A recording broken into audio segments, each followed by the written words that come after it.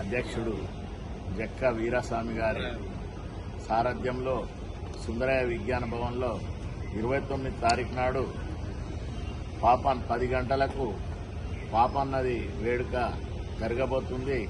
ఎందుకంటే సామాజిక న్యాయము, బడుగు బలహీన వర్గాలకు రాజ్యాధికారము దక్కాలని, ఆయన ఆశయం నెరవేరాలని మా సోదరుడు అంబాల నారాయణ, ఐలెంకన్న, మా అన్న పెద్దన్న దుర్గన్న మరియు సోమన్న గౌడ్, బిక్షపతి గౌడ్, మా జన సైన్యం అధ్యక్షుడు మా నాగేశన్న, నాగరాజ్ గౌడ్, మా సోదరులందరూ ఈ పాపన్నది పండుగ జరుపుకుంటారు కాబట్టి నన్ను ఆహ్వానించిండు. వాళ్ళందరికీ కూడా నేను అండగా ఉండి సామాజిక న్యాయం, తెలంగాణలో రాజ్యాధికారము దక్కేదాకా పోరాటం చేస్తాము.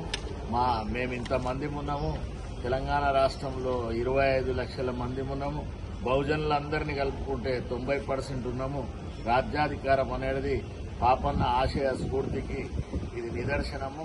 ఆయన 375 సంవత్సరాల కిందనే రాజ్యాధికారం దక్కించుకొని గోల్కొండ కిలను 7.5 నెలలు ఏలిండు కాబట్టి మాకు కూడా పాలించే అది ఉన్నది కాబట్టి స్తోమత ఉన్నది, అన్ని విధాలా ఉన్నాయి.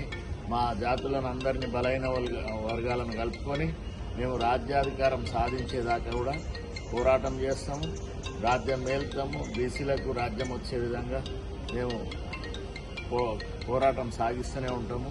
ఆయన ఆశయం నెరవేరేదాకా ఈ పండుగ జరుపుకుంటూనే ఉంటాము.